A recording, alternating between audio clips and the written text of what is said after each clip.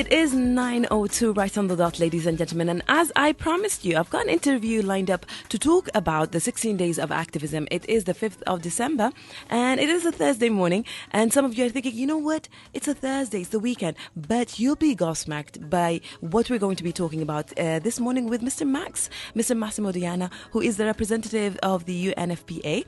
Good morning, Mr. Massimo. Good morning to you and good morning to your listeners. So, Mr. Massimo, starting off, I'm just going to tell everybody, I've noticed that you were wearing an orange scarf, and it looks amazing. So basically, it is part of the 16 days of activism, and I'm loving the, I would call it, everybody is united under this theme, which is the 16 days of activism. A lot of people here in Sudan are not aware of it. So can you tell me a little bit about it, and what is it exactly? Okay, yes. Thank you very much for this opportunity. Indeed, we are within the 16 days. Yes. It's 16 days of activism against gender-based violence. It starts on the 25th of November every year, and it lasts until the 10th of December, which is the International UN Human Rights Day. Actually, this year we're celebrating the 20th year of the 25th November, which is the day that starts the 16 days, which is International Day for Eradication of Violence Against Women. Okay. However, the movement around the campaigning against the violence on gender-based started actually, I think, in 91, something like that. And it be continued, and is an international thing. All over the world, it is not celebrated is a strong word, but is used as a moment to remember and to reflect and to take actions on any form of violence that takes place on the basis of someone's gender. Okay.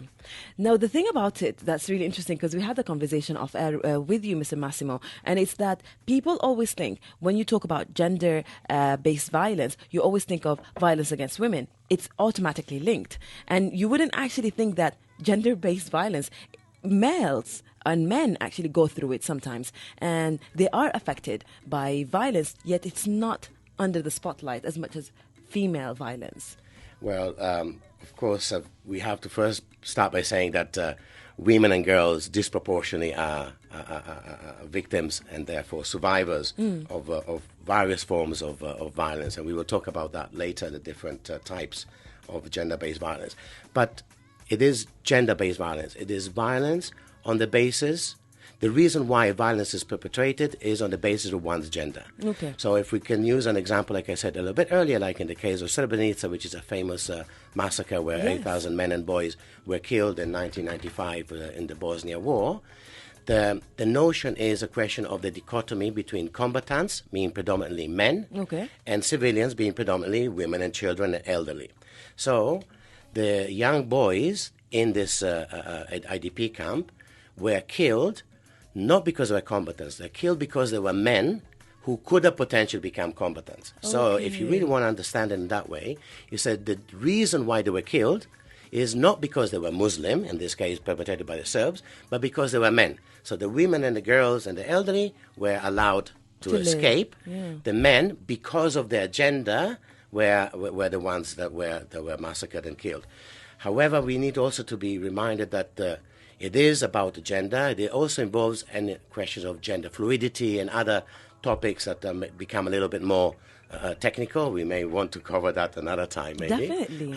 But, of course, the women and the girls disproportionately are affected. There's also the dimension of gender roles and the expectation of roles between men and girls. So as a man, I think that there's an important role that we men have to recognize, that we need to not only be part of changing the patriarchy and changing the control between the sharing of control between a man and a woman, the equality that has to exist between a woman and a woman, and the fact that the woman needs to have full control over her body and over her behavior.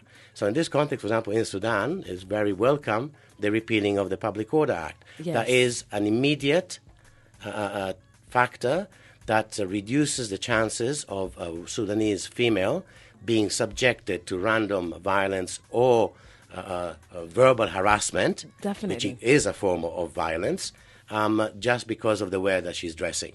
Now, of course, this is a a longer conversation that we can take. Definitely. And what's really interesting, again, Mr. Massimo, is that the idea of that, people actually, they need to kind of raise awareness, and they need to understand the idea of violence, because like you mentioned, it could be verbal violence. It doesn't have to be physical. It could be emotional violence. It could be any type of abuse that would make you feel demeaned, belittled, and make you feel like you have no rights. You have no rights. You have no control over anything around you. So I think this is the main part that people need to keep an eye on. So again, another question, Mr. Massimo, before we go on a break, is that how can people, especially females, kind of understand the abuse part? Because some of them, like we were talking off air again, as in they would accept physical abuse from a father, from a brother, for any reason. They would always find a reason, or they would always find something that made them act this way, whether it's a physical abuse, again, emotional abuse, verbal abuse. So there are situations where women in our society that would find excuses. Mm-hmm. Well, let me first of all start by saying that it's not only in your society. I come from Italy. We have done a lot of improvements, but still, there are areas of Italy where the very concept of gender roles and power dynamics between men and women, and the inherent and intrinsic patriarchy that underpins all of this still remains. And over thousands of years of patriarchy, what we have actually successfully achieved to do is to actually have women, as you said, condoning violence, accepting it. You know, I would remember, my grandmother, which is not too long ago, that would say, like, if a husband is beating the wife, he would say, well, honey, you need to understand, he's stressed because of work and he's the breadwinner, so you need to be patient, right? Definitely. So this becomes like a conditioning of women and girls. But let's bring it also to another level. This is the level of conditioning where a research done recently in Egypt, I think last year, says that predominantly majority of women were actually believing that violence perpetrated by, or abuse perpetrated by the husbands or a family member, male family member, actually is acceptable in many circumstances. Yeah.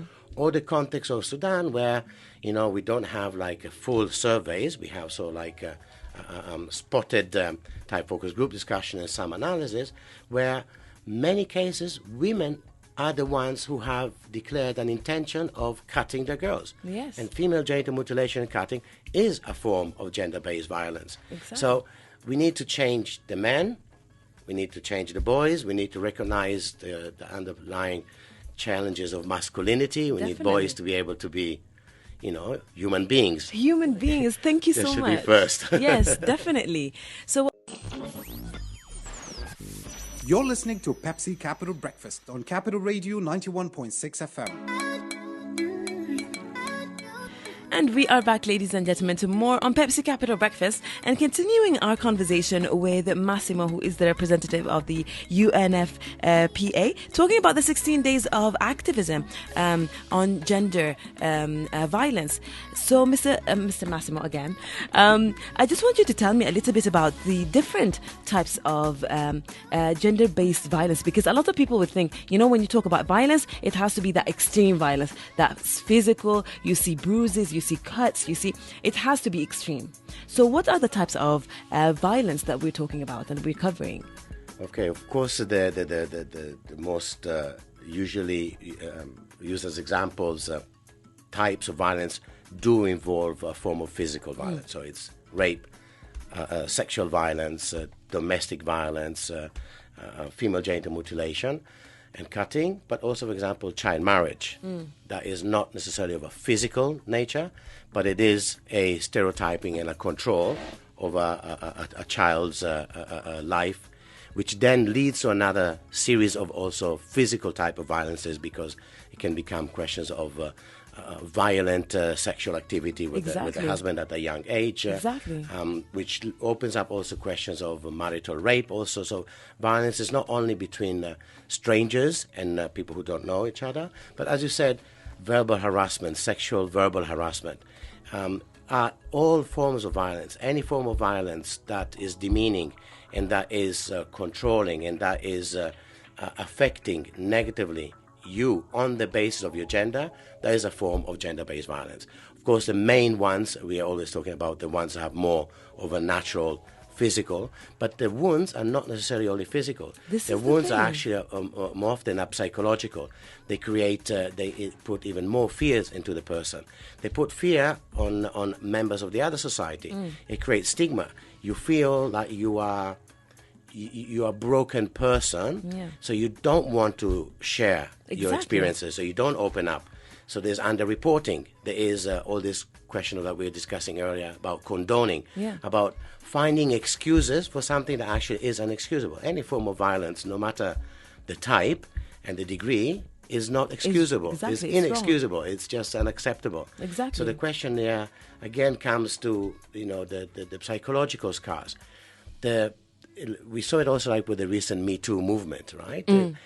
How often there is an accusation levied upon the person who is reporting the issue. Exactly. So that, if you're feeling that here I'm reporting and then I am being publicly ashamed because of how you were wearing and all the questions about your behavior that led to the act of violence, the person who's listening to that story, who may have experienced something similar, will not voluntarily come out and share it. Because, so what that person will do will bottle up, will not seek out for assistance, will not seek out for the minimum, which is counseling and psychosocial support. This is the thing. Now, Massimo, talking about this, the help, the minimal support that you are or you can get, you're not getting. Now, talking about the stigma that is associated with all the types of violence, because another thing that you mentioned, the person who's the victim, he's always left feeling alone, broken, and if they speak out, they are the ones who are doing something wrong. So now you have the stigma that's coming from the society, the stigma that's from within the victim's self, and also from whatever they're going to perceive from the abuser, let's say, once they talk out. Now, talking about a society like Sudan, because you are familiar with a society like Sudan, things and situations like rape, especially rape during or after marriage, this is something that you don't talk about, and it's very, very sensitive to talk about it. So finding psychological help is difficult to begin with, and finding somebody to talk to is even more difficult. So how can you manage something like this to allow a kind of a smoother flow of the society, of understanding to the situation and an understanding to what is this person is going through? And this person can actually be representing a lot of another group, a minority who's suffering from the same thing. Mm-hmm. Well, yeah, you said absolutely right, Maya, there. The question is, as often, these are behavioral changes that, and as we said earlier, 16 days of activism is throughout the world. Yeah. So let us always be reminded this is not a unique situation, whether in your country or in my country, but it is a situation where gender roles and the patriarchy and the toxic masculinity that we've been teaching our men and boys and our girls as well, are all creating this situation where there is this complete lack of recognition of the different values and roles and the underlying equity that needs to exist between all members of society. We used one word, humanity, earlier. Right? Yes. We should be all humans before we are men and women. Exactly. Right? Now, in terms of seeking help, exactly, this is the two dimensions. On the one hand, you need to have the availability of the services. Okay. And the services also there, if you're talking about behavioral change, you need to also change the behavior of the service provider. The service provider, him or herself, needs to have a more gender-sensitive, gender-responsive, and a more counseling type of role in providing the services. It should not be a mechanical, just transactional relationship. I'm a boy, I go to get checked up, I get checked up, and off I go. There should be the understanding that from the part of the service provider. So we need to do that change. So availability of services, the knowledge on the part of the service provider, but on the other hand, a lot also has to happen within the family, because at the end of the day, that is where it all starts. If within the family there is a recognition, there's a little bit of openness, not necessarily talking about issues within your family, but talking about the issues in a general way, you're creating an environment where your child, whether it's a boy or girl, may tell you that he or her has heard about somebody doing something. Exactly. Will be questioning behavior, will be engaging with other members of his community or his school on challenging certain actions. So we need to work at all levels. Is at the individual level in terms of knowing your rights and understanding your rights, but then there's the enjoyment of rights needs to be put in a conducive environment that starts with the family, and then of course overall society needs to be prepared to listen, to accept. So the type of changes that are required are very far-reaching and require a long time. But let us, before the next break, let us end on a positive note. Yes. Over the period of the revolution and the demographics of Sudan, with whatever it is, 6 out of 10 of the population below the age of 24, right? What has been very interesting is that even during the sit-in area, while there have been cases of gender-based violence, there have been. But number one, there were far fewer than you would have expected, considering the high concentration of people. Definitely. And what was more important than all, actually, was that every single incident got addressed and immediately. Definitely. Got reported. Definitely. New systems were put in place. Definitely. Awareness raising were going around among the protesters. So that's giving hope that at least the new generation, the new segment of Sudan, is at least open to discussing it. Definitely. How will the Sudanese polity and society want to take this forward? How will this cross over into culture, religion, whether, in my opinion, it doesn't, but this is for the Sudanese people to determine. I am, however, looking back on what happened in the last few months, I'm optimistic and hopeful that this is a type of change that has come to Sudan, and will continue to take root. Just look at the level of support that we got from the new civilian government this year. Definitely. I think earlier we were talking about last year's you did not have events like this on the 16 days. Exactly. This year there's a lot of space to discussing it. Exactly. And as we're doing in this program is, let us discuss it. Raise awareness. Exactly. This is the least that we could do. So again, another short break, guys, and we'll be right back. If you have any questions regarding the 16 days of activism, I've got Massimo here to answer them. He is the representative of the UNFPA. And if you have any questions through Twitter at Capital916FM, don't forget to hashtag PepsiCB916. You're listening to Pepsi Capital Breakfast on Capital Radio 91.6 FM.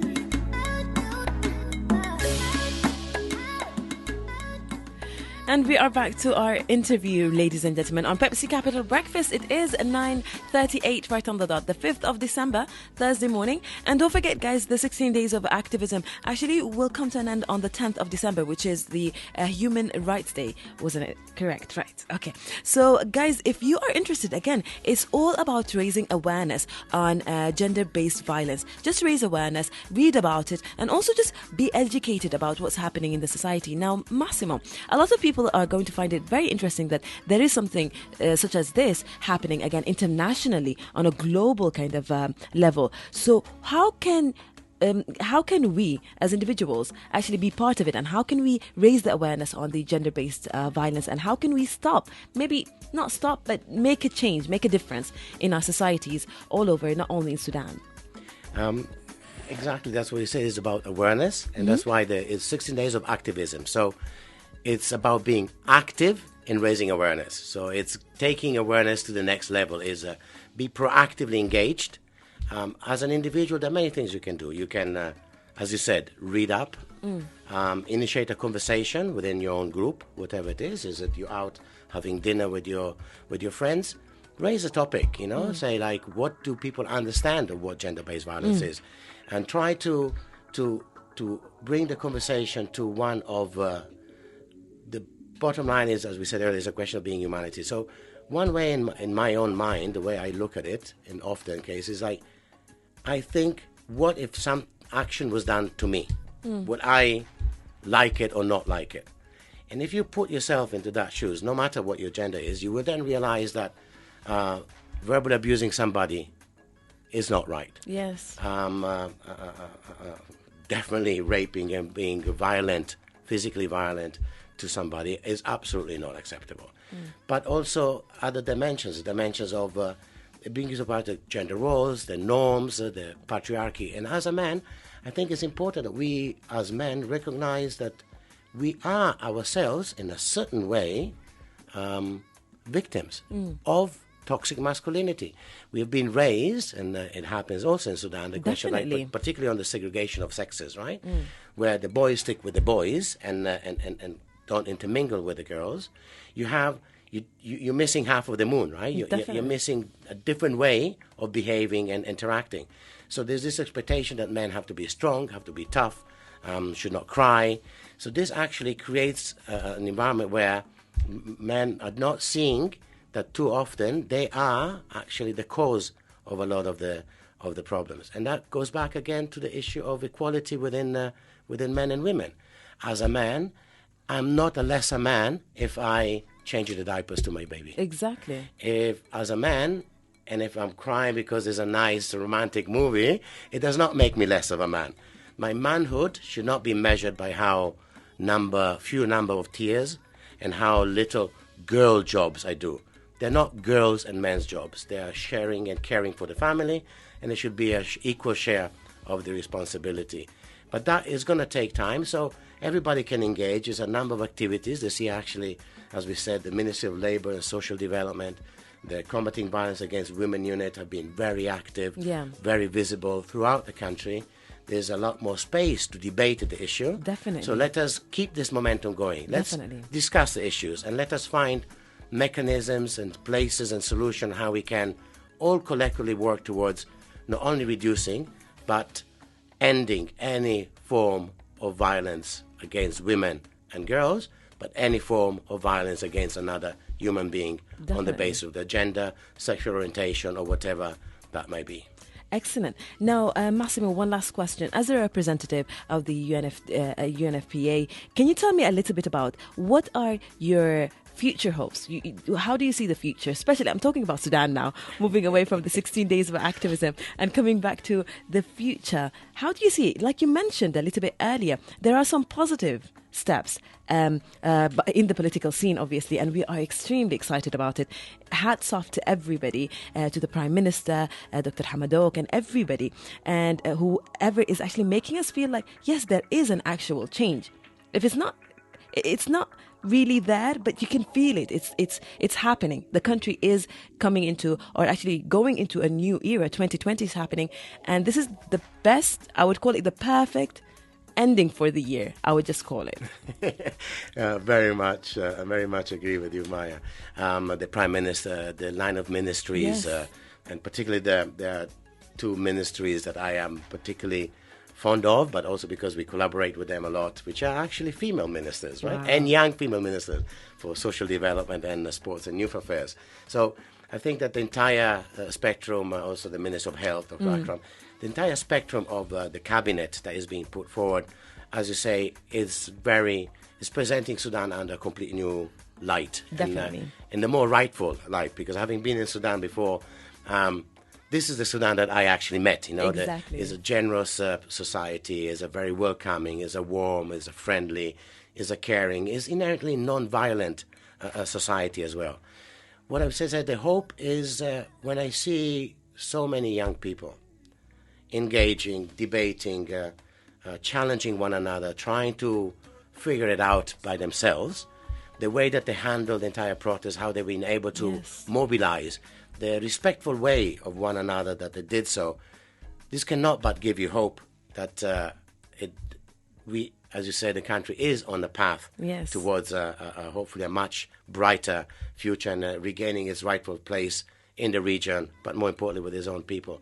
But there are challenges, and there will be challenges. Yes. So another message maybe here is also to never lose optimism, but also be a little bit more patient, be able to recognize that, yes, your aspirations are for change to happen tomorrow, but the extent of the complexity of the challenges for Sudan is such, from an economic but also from a social point of view. The diversity of Sudan is one of the unique and beautiful characteristics of the country, but it's also one of the challenges of the country, because diversity can risk of bringing separation, isolation, mistrust among communities. And I think that's what's been happening in the previous Sudan, and that's what we're trying to kind of change. Like you mentioned, it's diverse, it's beautiful. Sudan is a massive country. So understanding and accepting the diversity, I think this is our aim for 2020, hopefully.